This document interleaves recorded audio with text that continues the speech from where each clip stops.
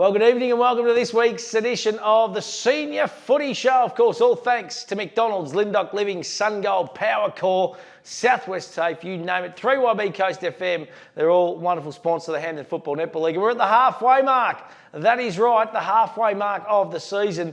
Where has that gone? It is unbelievable. And I say very good evening to Trent Hill. Hilly, how are you, big man? Going well, mates. Great round of footy last weekend. We head over to the Portland Tigers and the South Warrnambool Roosters game. And, well, I guess the Roosters really shown that they're a real top contender this year. There's no doubt about that. But another big rounder coming up this weekend. I'm looking forward to it. Absolutely. And, our match of the round this weekend is Terang Mortlake taking on Camperdown. It's at the Terang Recreation Reserve. It'll be our first look at both these teams in season 2022. So looking forward to that as well. We're going to get to the highlights from the weekend because I didn't see any of it, I must admit, Hilly.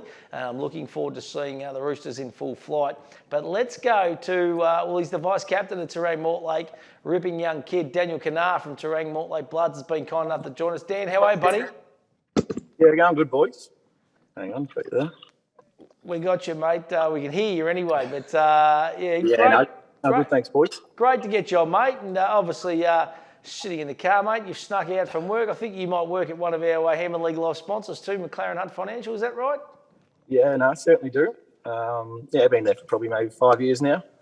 Hey, DK, I know that Will Kane also works at McLaren Hunt Financial Group as well. So how do you Blood Boys go? I hope you don't play up too much for the bosses, Stevie Morris and Wazza Main and the like.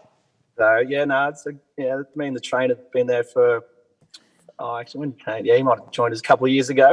It's a Warrnambool and South Warrnambool based firm, that's for sure. It certainly is. Hey, Dan, tell us about the Kane train, mate. He's been missing in action a little bit. Is he back now? Can we expect to see him this weekend? Yeah. Because I tell you what, he was in fine form in that under-23 comp, all thanks to Clinton Bosch, Warrnambool Nissan last year, buddy.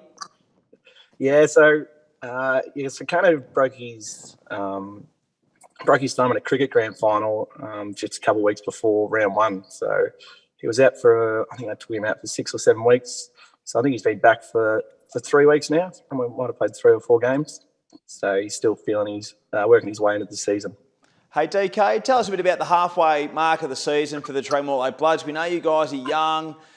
You got some good experienced players in there. Obviously, you've been a part of the program for a little while now. Gus Burke, Joey Arundel. But predominantly, you're really young. How have you sort of seen the first half of the year from a player's point of view? Yeah, we probably haven't had the success in terms of games won as we'd probably like.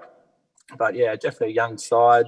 A few blokes have had to step up to a few roles with a few senior personnel getting injured, which will definitely probably benefit in the long run. The second half of the year, those blokes will find their feet, which hopefully will be good, and a few of them blokes come back. Hopefully strengthens it up a little bit, be a bit more competitive in the second half. And obviously this weekend, mate, taking on Camperdown, a real live chance to get a W next to the name. So it's a pretty important match, isn't it, for Terang Mortlake? Yeah, being such a close community, we do know each other pretty well, going to school and mates with a few of them. So there is a bit of a rivalry there. Wins-wise, we're probably tracking pretty similar. So both teams will be pretty excited to put their best foot forward.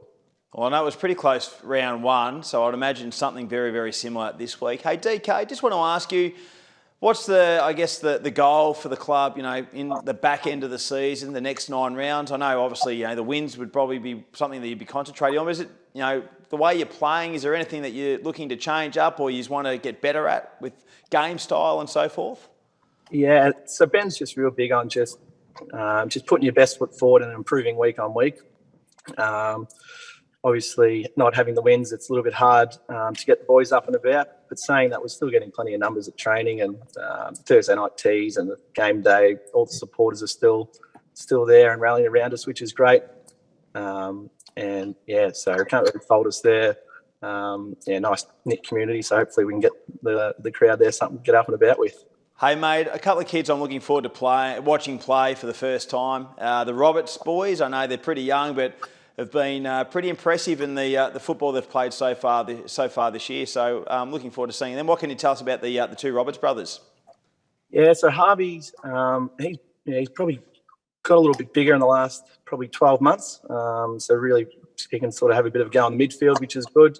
He was a bit pinned as a bit of a wingman there, but now he's sort of got the frame where he can probably play in most positions. And young Ned's coming out of the 16s. I don't think he's got his L's yet, but he's a goer. And you probably wouldn't know he's 15, but he's got a little bit of talent about him, which is good. Mate, what about the moustache? You got the big mustache, mate. How long you been rocking that for, big fella? You kind of had Movember and you thought, I'm just going to keep rocking it? That's pretty much how it happened. That was the Movember before, I think, though. So it's a bit of the Zach Tui's or something about it, I reckon, mate. Looking magnificent. Nothing there. We'll see how long it hangs around for. Hey, listen, good luck on the weekend. As I said at the top of the show, mate, this will be the first look at Terang Mortlake for season 2022. We're looking forward to it and looking forward to getting up there. And I know that the club's doing really, really well off the field. Not resonating in results on the field at the moment, but hopefully in the back half of the season we can get some wins. Yeah, no, absolutely. So I'm looking forward to having you boys down there. Good stuff, Dan. We appreciate it, buddy. Good luck on the weekend. No worries. Catch you later. Yeah, absolutely love it there. Daniel Kanar, of course, vice-captain, stepped up into the captain's role at the moment as well too, which is good. And I've just got a feeling, Hilly, I reckon that the Cane train might be ready to explode this weekend. I don't know how much forward he's been playing. I was looking at sort of the results the last couple of rounds and probably haven't seen a lot of goals kicked by the Cane train, but, similar side, Camperdown with flatter positions and so forth. And, they're really, really young too, so maybe he might be able to use that experience from last year and have a bit of a dominating effect on Saturday. Maybe him up one end and the great Sam Flash Gordon up the other end. It'd be pretty mouthwatering for us to call. Two big gun full forwards going at it, that is for sure. Their opponents on the weekend are the Camperdown Magpies, and the coach of the Camperdown Magpies, Neville Swain, has been kind enough to join us. I think he's there, Nev. As we say, a very good afternoon. How are you, buddy? And I'll tell you what, I'm looking forward to seeing you on the weekend, mate. And it's going to be look, they're two sides of the bottom kind of half of the ladder, but I'm looking forward to seeing them go at it. It's going to be a great contest, I reckon. Should be, Matty. Good to catch up, guys. Hilly. So, two very young sides. And even over the last couple of years, we've always had some really close games with Terang. So it's, we probably match up very close. So I'd expect a very close game. Hey, Swaney, we're interested to see what do you take out of the positives. I guess, we can look at the results and we can look at how many wins and so forth. But, I know you're someone who keeps pretty upbeat and stuff. What are the positives you've taken out of the first half? It's been probably a bit harder this year to do it, Hilly. But, we've had a couple of wins. We've had opportunities against Hamilton was 11 points. Cobden was 20 points. So we've given ourselves opportunity in those games. And then we look at, obviously, the top five sides we've been well short of the mark. So we try and just take, when we review the game, we do our meetings, we just try and take 2 or 3 points on stuff that we do well and develop that and just try and get more consistency with that. So then in the second half of the year, obviously, we'll just look at making those improvements greater so we can get more consistent against the better sides. And Nev, it's obviously been tough enough with numbers and all that kind of stuff, and we're on the back of COVID, and we all know that. You made the decision as a club, and no doubt you would have sat down, you would have been pivotal in this decision to rest the under-18 halves for the year and just run with those kids playing in reserves grade football. How big and how tough a decision was that, mate? Oh, yeah, it was big, Matty, and it wasn't, we always knew that this year was going to be tough with the under-18s. Disregard COVID. It was just, with that age group, we just didn't have the boys, and it's been right through from 14s, 16. So we've always had that trouble with getting numbers with it. And we, as a club, we knew early in the year that we were up against it. And to Matty Absalom and Steve Sinnott, our footy manager, they did a huge amount of work to try and bring other guys in, young kids from other clubs. And start of the year was basically, look, let's just give it a month, 6 weeks and see how we go. And it was, it just wasn't going to last. But we explored everything we could. And it's bizarre to get to the ground and there's no under-18s playing. Sometimes there's some Auskick kids running around, which is great for them. That's awesome. It is bizarre that we haven't got under-18s. But we'll be back next year. We've got good numbers in the under-16. So it's just this year that's happened. And then we've got 14s and under-12s. We've got really good numbers. So unfortunately, it just happened this year. But going forward, yeah, we'll be fine with numbers. The old early 2000s just weren't good breeding grounds. The Camden Magpies, mate. There was a Too lean many couple girls, of years Matty. there. They're all girls, so netball was fine. But yeah, no boys. Put the cue in the rack, mate, and just. Hey,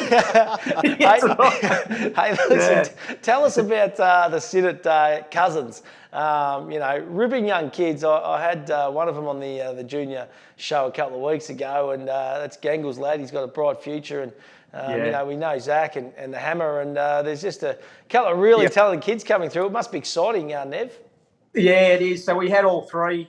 So we had Hammer back on Saturday against North, and then Miles is he's still under 16, so he's played 4 or 5 games now, and he's been really good. He's got a real bright future, and Zach's been in our starting mid, so all extremely dedicated. Like if you had 30 of these guys, it'd make your job so much easier because they just live and breathe it, as you guys know, and they'll do everything they have to do to improve. They're just great guys to coach. I just spoke to Hammer again this afternoon. Hopefully he gets a crack at Carlton reserves in the back half of the year, which is really what we hope to see him, just for reward for what he's done, and just to keep knocking on the door for hopefully bigger things down the track. But yeah, great kids. They all look similar. Like Miles and Zach do look really similar when they're out in the ground because just their running styles and their shape. But ripping lads. Hey, Swaney, this week against, the close town rivals in Terang Mortlake. It's going to be a terrific battle, and obviously, two really good young groups. I think your experience will count for a lot. Spence, I know he didn't play last week. Have you got many to come back into the team this week through injury and so forth? Yeah, we could have 4 or 5 back, Hilly. It's just been the theme of our year, but we've just had 4 or 5 changes every week, and hopefully we can just get some more consistency with our lineup in the back half of the year. But we'll get Spence, he'll be back, Charlie Lucas, Harry Sumner, Kev Anderson and Molo should be available. So there could be another 4 or 5 changes, which will be good.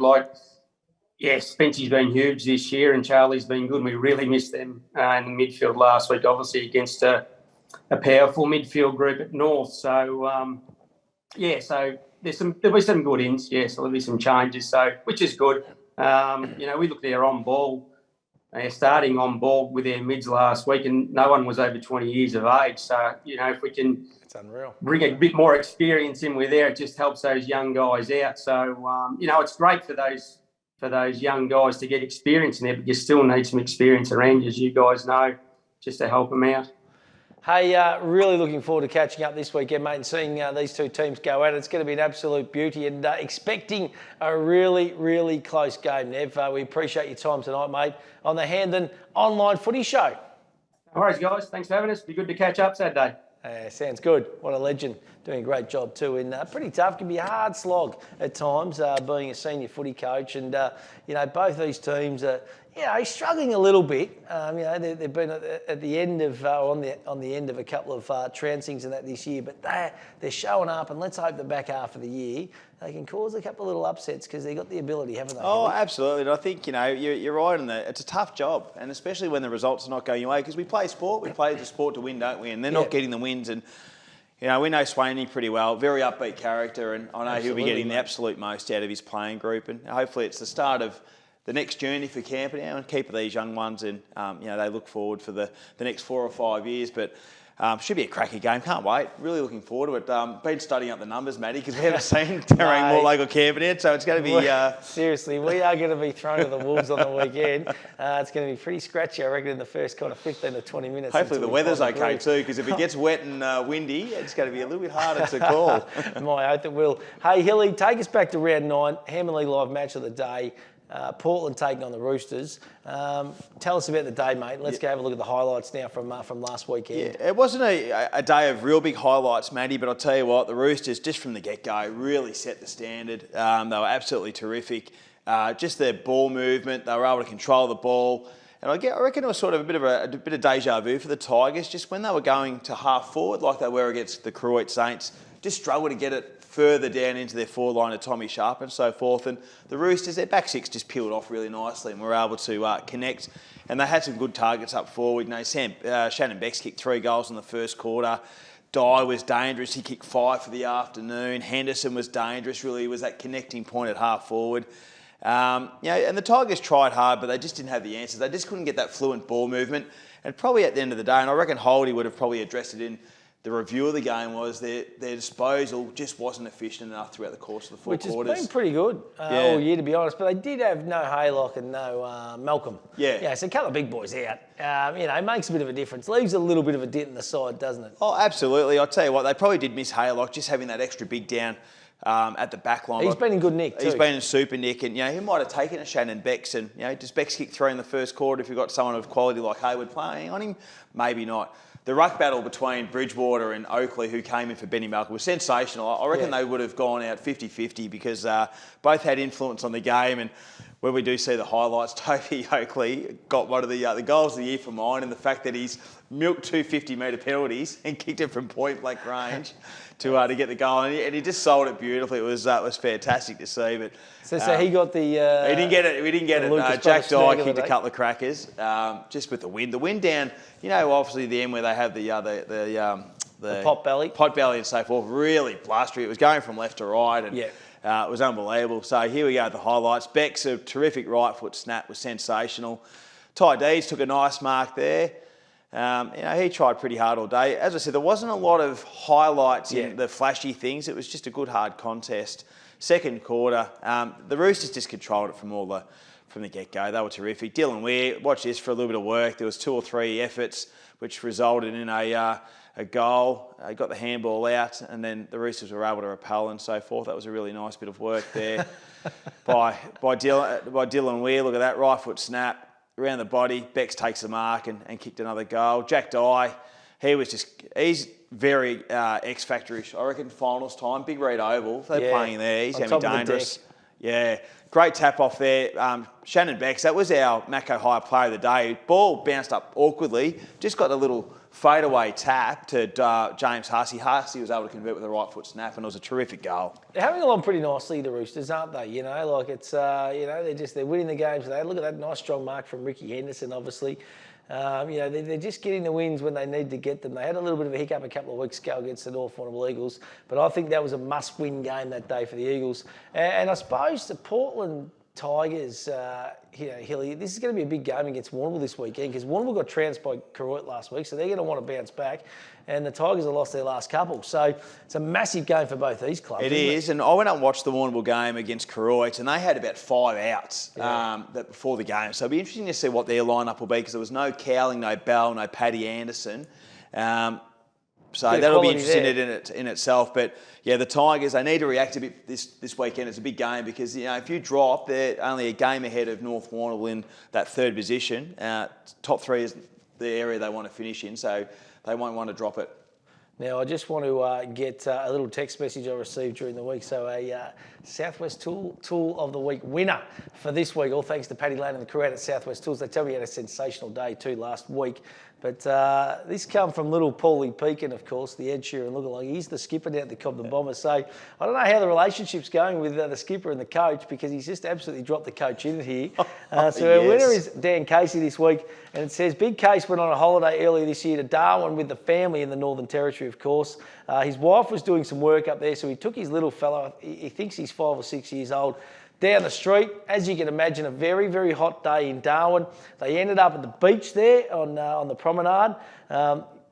Case was pretty happy just to let the young fella go in there swimming, and all of a sudden a few locals come running down the beach and they said, hey, you don't swim in here, Case. There's crocodiles. Oh, no. Whatnot. So Case just sunning himself. They tell me he had the oil. He was oiled up. He was, a little bit of, what do they call it, the coconut oil on the body, reading the phone, going through the Snapchats and doing what he does. The young fella's in there swimming, and apparently about 10 minutes later, everyone got evacuated that were in boats and stuff because there was a great white sighting as well. No. So, Dan Casey, you're our Southwest Tool of the Week, and there's every chance you might nearly win the one for the whole year, I reckon, Case. So well done to Paulie Pekin, and keep them coming. If you got ones like that, that's what we want to see, and that's what we want to hear about because that is sensational. That's great. I'll tell you, wait till we do Cobden again in a couple of weeks. Case will be copy crocodile infested waters.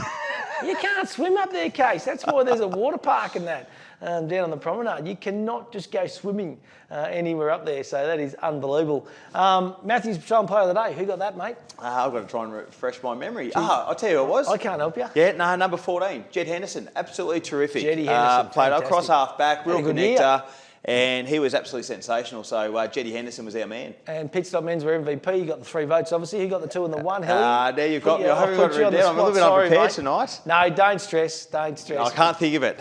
And don't forget that Pit Stop Men's were MVP. Of course, they win that magnificent Daniel Hector suit and also the shoes too, which is sensational. So they tell me that young Toby Jennings is decked out after last year and looking an absolute $1 million. So well done there, that is for sure. Let's have a look at round 10 action this weekend.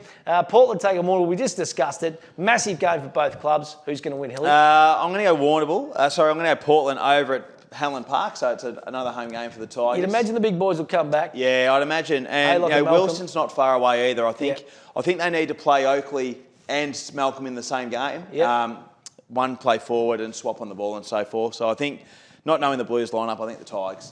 Hamilton Kangaroos v Koroit. Big test for the Kangas. They've been all right the last few weeks. Yeah, well, they're only percentage outside the top 5. I can't go past Koroit. They're phenomenal at the moment. Team to beat for mine at the moment. North Warrnambool Eagles taking on Port Fairy. Tough ask for the Seagulls, mate. Yeah, they were good against the Kangaroos last week. Kicked a very competitive score, but won't have the quality to go with the Eagles. And South Warrnambool v Codden.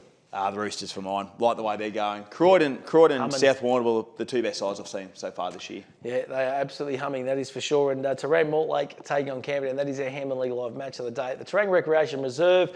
You can stream it live from 2 o'clock, of course, on 3YBFM Facebook page. And the pre-game starts at 12 o'clock as well. We're going to have plenty out at the Bushfield Recreation Reserve because they've got a reunion. Terang Mortlake have got reunions this weekend as well. So looking forward to that. It is going to be absolutely magnificent. As I said at the top 2, all thanks to our sponsors, SunGold Milk, of course, Lindock Living the Pie Night. It's not too far away. We're just going to lock down a date. Could even be an afternoon session with the team out there at Lindock with the great man Mickey McGuan. 3YB Coast FM, of course, Power Core, McDonald's, Fresher Fruit Juice, Warrnambool Toyota. Who else have we got, Hilly? Carter Group. The Carter Group. Mate, I've got to get there. The toot traffic. They got a little tuna sign from the racing club that they're meant to bring in, so I need to get that sorted and get big toot QX3, of course, Dean Herford and the Warrnambool crew. Racing Club? Warrnambool Racing Club, mate. If you haven't been down there and checked out that new facility, get down there and get amongst it. And that's where the Maskell Medal will be live from in the junior medal counts this year too. Looking forward to that. It's going to be on the big screen outside. You're going to have all the screens on inside. It's going to be sensational. Oh, look out. Wowee. And the Warrnambool Football Club, of course, they're a great sponsor as well. So really looking forward to it. Looking forward to this weekend's round 10 action as well. We'll see you at the footy this Saturday.